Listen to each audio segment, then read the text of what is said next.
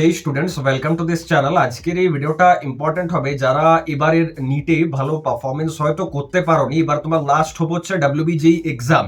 তো এই মোমেন্টে অনেক স্টুডেন্টস এর মাইন্ডসেট হচ্ছে যে দাদা আমি কি ড্রপ নিয়ে নেবো নেক্সট ইয়ারের জন্য। এবার সে হয়তো 1 বছর ড্রপ নিয়েছিলে বা 2 বছর ড্রপ নিয়েছিলে, আবার থার্ড টাইম ড্রপ নিতে যাচ্ছ, বা কেউ হয়তো সেকেন্ড টাইম ড্রপ নিতে যাচ্ছ। ভিডিওটা ভালোভাবে এন্ড অব্দি দেখবে।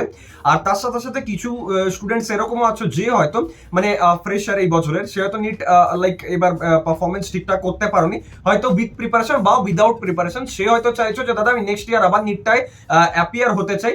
আর কিছু স্টুডেন্টস এর মাইন্ডসেট হচ্ছে যে যারা অলরেডি মানে কুইট করে দিয়েছে যে না নিটে আমার কিছু হলো না, এবার আমি ডাব্লিউবিজি এর কাউন্সিলিং এ বসবো এবং সেখানে আমার ডাব্লিউবিজি তে এক্সপেক্টেড মার্কস যাই থাকুক না কেন, সেটা লো থাকুক মিড থাকুক, আমি ডাব্লিউবিজি এর কাউন্সিলিং এ যে কলেজ পাবো সেই কলেজে অ্যাডমিশন নিয়ে নেবো। আবার কিছু স্টুডেন্টস এর মাইন্ডসেট এরকম আছে যাদের হয়তো ডাব্লিউবিজি তে একদম লো মার্কস আসছে, আর তারা ভাবছে যে আমার ডাব্লিউবিজি তে তো ভালো কোনো কলেজ হবে না, তাহলে কি আমি এখন গিয়ে পর কোনো কলেজে ডিরেক্ট অ্যাডমিশন নিয়ে নেবো, নাহলে আমার লাইফ নষ্ট হবে। 2 বছর অলরেডি আমি ড্রপ দিয়ে দিয়েছি। কিছু জন এখানে এরকমও আছে যারা হয়তো এটা ভাবছো যে 2 বছর 3 বছর ড্রপ নিয়েছি তার জন্য কি প্লেসমেন্টে প্রবলেম হবে। তো এত ডাউটস যে স্টুডেন্টসরা এখন কিন্তু কনফিউজড হয়ে আছে, তারা এটা বুঝতে পারছে না যে এই মোমেন্টে তাদের কি করা উচিত। এবার এই সবকিছু সাম আপ করে পর কোনো এক জায়গায় কেউ তোমাকে গাইডেন্স কিন্তু দেবে না, কারণ সবার যা গাইডেন্স, সবার যা লাইক মানে তোমার সাজেশন, সবার যে তোমার প্রতি সাজেশন, সেটা কিন্তু কোথাও না কোথাও বায়াস। তো আমি এখানে যা কিছু বলবো সেটা তোমরা এন্ড অব্দি দেখো, দেন তোমরা ডিসিশন নিও যে হ্যাঁ whether you should take drop or whether you should take admission in any colleges under West Bengal or suppose in other states. Okay, তো চলো ভিডিওটা স্টার্ট করা যাক। তো এরকম আপডেটস সেটা ডাব্লিউবিজেই রিলেটেড হোক বা কাউন্সিলিং রিলেটেড হোক বা আফটার মানে অ্যাডমিশন ইনটু বিটেক, তোমরা যদি পড়াশোনা নিজের হেল্প পেতে চাও, সেখানে কিন্তু তোমরা আমার চ্যানেলের এখান থেকে অনেক কিছু কন্টেন্ট পাবে যেটা তোমাদের অনেকখানি হেল্প করবে। তো এখন থেকে সাবস্ক্রাইব করে রাখো। তো দেখো, ফার্স্ট অফ অল আমি এটা বলতে চাই যে নিটে যদি তোমার লাইক ফেলিয়ার এসছে, নিটে যদি তোমার এক্সপেক্টেড রেজাল্ট আসেনি, তুমি যদি পারফরমেন্স ঠিকঠাক করতে পারোনি, then there is no need to worry. অনেকে আমি জানি যে খুব ইমোশনালি কানেক্টেড গোলটার প্রতি, অ্যাম্বিশনের প্রতি, আমাকে ডাক্তার হতে হবে, আমি নিট নিয়েই পড়বো। অনেকের মা বাবার স্বপ্ন থাকে, বাট একটা কথা বুঝতে হবে যে অলরেডি আমি যদি একবার ট্রাই করে ফেলেছি, ভালোভাবে বুঝবে, আমি যদি অলরেডি 1 বছর ট্রাই করে ফেলেছি, দেন সেকেন্ড টাইম ড্রপ দেওয়া তখনই উচিত যখন হয়তো যে টার্গেটেড মার্কসটা বা কোয়ালিফাইং যে মার্কসটা আছে সেটার থেকে হয়তো 1-2 মার্কস কি 5-10 মার্কস হয়তো ওপর নিচে আছে সেই মোমেন্টে। মানে আমি বলতে চাই যে যদি 100 পাসিং মার্কস হয়, যদি 95-94 থাকে, দেন টেক ড্রপ 1 বছর, মানে 1 বছর নেওয়া হয়েছে, আবার 1 বছর চাইলেও নিতে পারো, 2 বছর ম্যাক্স, ইটস ওকে।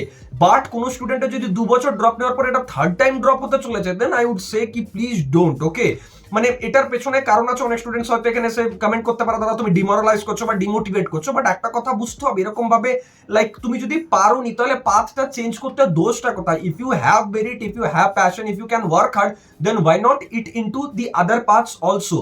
তো এটা তোমাদের বুঝতে হবে, একটু ইমোশনাল যে অ্যাটাচমেন্ট আছে ওটাকে সরাতে হবে। আচ্ছা, নেক্সট আরেকটা ব্যাপার আছে, অনেক স্টুডেন্টস এটাও ভাবতে পারে যে দাদা আমি তো ফ্রেশার, বছর ফ্রেশার ছিলাম, আমি ফ্রেশার হয়ে পরে নিটটাই মানে অ্যাপিয়ার করেছিলাম, তো সেখানে হয়তো আমি up to the mark perform করতে পারিনি, তাহলে কি আমি ড্রপ নেবো নাকি ডাব্লিউবিজি কাউন্সিলিং এ বসবো? তো আমি তাদের বলবো যে তুমি চাইলে ড্রপ নিয়ে পর পড়াশোনা নিজে শুরু করে দাও, বা হয়তো অলরেডি তুমি শুরু করেও দিয়েছো, সেটা নিটের জন্য হোক বা জেই মেন্স বা জেই অ্যাডভান্সের জন্য হোক, কিন্তু তুমি ডাব্লিউবিজি কাউন্সিলিং এও বসো। তোমার 20 মার্কস আসুক, 25 আসুক, 30 আসুক, 40 আসুক, একটা কথা ভালোভাবে বোঝার চেষ্টা করো, যদি তুমি কাউন্সিলিং এ পার্টিসিপেট করছো তার মানে কিন্তু 1 লাখ বা 5 লাখ কি 10 লাখ টাকা দিয়ে অ্যাডমিশন নিয়ে নেওয়া নয়। এটার মানে হচ্ছে যে পার্টিসিপেট করে পর এটা চেক করা যে আমার র্যাঙ্কের অ্যাকর্ডিং কিরকম কলেজ হচ্ছে বা কোন ব্রাঞ্চ আসছে আপ টু দি রাউন্ড 3। তাহলে কি হবে, তোমার এক্সপিরিয়েন্স হয়ে যাবে আগের থেকে একটা যে হ্যাঁ আমি এত র্যাঙ্কে এত কলেজ অব্দি পাচ্ছি। তারপর তুমি ডিসিশন নিও যে হ্যাঁ এই কলেজটাই আমি অ্যাডমিশন নেব নাকি আমি নিটের জন্য ড্রপ দেবো বা জেই মেন্স বা জেই অ্যাডভান্সের জন্য ড্রপ দেবো। তাহলে আই হোপ এখানে আমি দুটো যে কোশ্চেনের অ্যান্সার সেটা অলরেডি অ্যান্সার করে দিয়েছি যে ম্যাক্স 2 বছর ড্রপ নেওয়া যেতে পারে, তবুও সেকেন্ড যে ড্রপটা সেটা তখনই নেওয়া উচিত যখন তুমি তোমার টার্গেটের একদম ক্লোজারে আছো। আর নেক্সট যেটা বললাম যে তুমি ওখানে ডাব্লিউবিজি এর কাউন্সিলিং ও পার্টিসিপেট করো যদি তুমি একজন ফ্রেশার ক্যান্ডিডেট হও আর নিটে জাস্ট 1 বছরই তুমি মানে অ্যাপিয়ার হয়েছিলে। এরপর আসছে সেই সমস্ত স্টুডেন্টসদের কথা যারা এটা ভাবছো যে দাদা আমার 3 বছর ড্রপ দেওয়া হয়ে গেছে, আমি এই বছর ডাব্লিউবিজি তে মানে অ্যাডমিশন নেবো যে কোনো কলেজে, সেটা কাউন্সিলিং দিয়ে হোক বা ডিরেক্ট অ্যাডমিশন দিয়ে হোক, তো তাহলে আমার কি প্লেসমেন্টে প্রবলেম হবে? To be very genuine, see তোমার যদি 2 বছর 3 বছর অলরেডি নষ্ট হয়েছে, তাহলে তোমাকে কিন্তু খুব বুঝে শুনে কলেজ অপ্ট করতে হবে। যদি তুমি যাদবপুর কেজিসি সিইউ বা সাপোজ জেজিসির মতো কলেজ পাচ্ছ, then there is no need to worry about it, okay, বা হেরিটেজ পাচ্ছ। কিন্তু যদি তোমার মার্কস সাপোজ 50 আসছে, 60 আসছে, যেটাতে হয়তো তুমি সরকারি কলেজ পেতে পারো, বাট হয়তো যাদবপুর, কেজিসি, জেজিসি এসব পাবে না, আর তার সাথে সাথে হয়তো প্রাইভেট কলেজেস গুলো পাবে। তো সেখানে কিন্তু তোমার গাইডেন্সের দরকার হবে, ঠিক আছে? আমি তোমাদের আগে থেকেই বলছি, কারণ দেখো ড্রপ আছে, ড্রপটার জন্য প্রবলেম হবে 200% শিওর দিয়ে বলছি, যে তোমাকে যাই বলে প্রবলেম কিন্তু হয়, কিন্তু এই প্রবলেমটাকে ট্যাকেল করার অনেক রকম উপায় আছে। যেমন ওই সব কলেজগুলো অপ্ট করো না যেখানে নাম্বার অফ স্টুডেন্টস হয়তো কম পুরো কলেজটাতে, যেমন এওটি, যেমন ধরো সাপোজ হেরিটেজ, এগুলোতে কি নাম্বার অফ স্টুডেন্টস যেটা অন্যান্য কলেজের তুলনায় কম্পারেটিভলি অনেকটা কম।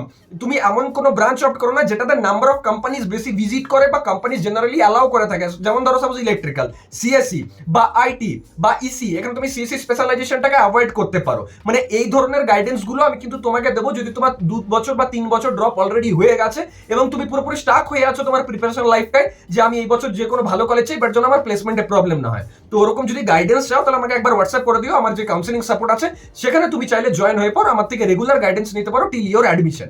এবার দেখো এখানে আরেকটা কথা আমি মেনশন করতে চাই, যে তাহলে প্লেসমেন্টে কি প্রবলেম হয়? না, প্লেসমেন্টে প্রবলেম হয়, কিন্তু সেটাকে ট্যাকেল করার উপায় হচ্ছে যে এই বললাম যে কিছু কলেজ এরকম আছে যেখানে নাম্বার অফ স্টুডেন্টস কম। এবার কেন? তার রিজন হচ্ছে যে অনেক কোম্পানি যদি ওখানে আসেও না, তাহলে তারা কি করে কন্ডিশন দেয় যে 10-12 এর মার্কস কত আছে, ইয়ার গ্যাপ আছে কিনা, ব্যাকলগ আছে কিনা, সিজিপিএ কত আছে। তো সেখানে যদি অলরেডি গ্যাপের একটা ক্রাইটেরিয়া দিয়ে দেয় না, ধরো 100টা কোম্পানি এলো, 70টা কোম্পানি যদি ড্রপের ক্রাইটেরিয়া দিয়ে দেয়, তাহলে তো তুমি এলিজিবল থাকছো না। তাহলে বাকি 30টাকে ক্র্যাক করার জন্য তোমার কাছে এমন কিছু থাকতে হবে যেটা আর বাকি 10 জনের মধ্যে হয়তো অতটা নেই। সেটা হচ্ছে স্কিলস, সেটা হচ্ছে কমিউনিকেশন, থার্ড ওয়ান হচ্ছে তোমার সাবজেক্ট বা ব্রাঞ্চের নলেজ, এবং ফোর্থ ওয়ান হয়ে যাচ্ছে তোমার সিজিপিএ। তো এই সব কিছু তোমাকে কিন্তু ইমপ্রুভ করতে হবে from the very beginning of your career. মানে তুমি একদম ফার্স্ট ইয়ার অ্যাডমিশন হওয়ার সাথে সাথে তোমাকে মাইন্ডসেট এটা রাখতে হবে যে আমাকে শুরু থেকে কিন্তু পড়াশোনা করতে হবে। আই হোপ যা কিছু বললাম বুঝতে পেরেছো, বাকি গাইডেন্স আমি আগে দিতে থাকবো ইন ফিউচার। এরপর কথায় আসছি যে সমস্ত স্টুডেন্ট সেটা ভাবছো যে দাদা আমার তো 20-25 মার্কস আসছে, তাহলে কি আমি ডিরেক্ট অ্যাডমিশন নিয়ে নেবো? দেখো, ইট totally depends on your financial condition. Don't think like that if I pay only money only then I'll be there like getting good colleges. It's not like that. তোমার যদি financial problem না থাকে then you can take admission through anyone, through me or through some other YouTubers or through wherever where you are getting the less amount of donation, okay? But যদি তোমার financial problem থাকে, like মানে তুমি loan নিয়ে পড়বে বা suppose তুমি একজন টিএফডব্লিউ ক্যান্ডিডেট, সব থেকে বড় ব্যাপার, তাহলে কোনোভাবে কিন্তু ডিরেক্ট অ্যাডমিশন নেবে না। তুমি কাউন্সিলিং এ বসো, কাউন্সিলিং এ হেল্প করে কলেজ পাওয়ানোর দায়িত্ব আমার। তার জন্য আমাকে হোয়াটসঅ্যাপ করে এই নাম্বারটায় তোমরা কিন্তু আমার যে কাউন্সিলিং সাপোর্ট আছে সেটা জয়েন করতে পারো। শুধু একটাই কথা আমি এখানে মেনশন করতে চাই, don't lose hope, don't lose motivation. There are not only you যে 2 বছর বা 3 বছর ড্রপ দিয়ে পর কোনো একটা কলেজ পাইনি ইন্ডিয়া থ্রু, এবার সে ডাব্লিউবিজিতে বসেছে। সেখানে প্রচুর স্টুডেন্টস কিন্তু এরকম আছে। শুধু যেটা দরকার সেটা হচ্ছে প্রপার গাইডেন্সের, কারণ দেখো ভুল জিনিসকেও সাথে ক্যারি করা যায় যদি তুমি ঠিকঠাক রাস্তায় চলো। তো আই হোপ যা কিছু বলেছি বুঝতে পেরেছো। এখনো যারা যারা নিট অ্যাসপিরেন্টস আছো, তোমরা মানে লাইক কি ডিমোটিভেটেড হয়ে গেছিলে, ডিমোরালাইজড হয়ে গেছিলে পুরোপুরি, তোমরা কিছু বুঝতে পারছিলে না, তাদের জন্য এই ভিডিওটা অনেকখানি আমার মনে হয় হেল্পফুল হবে।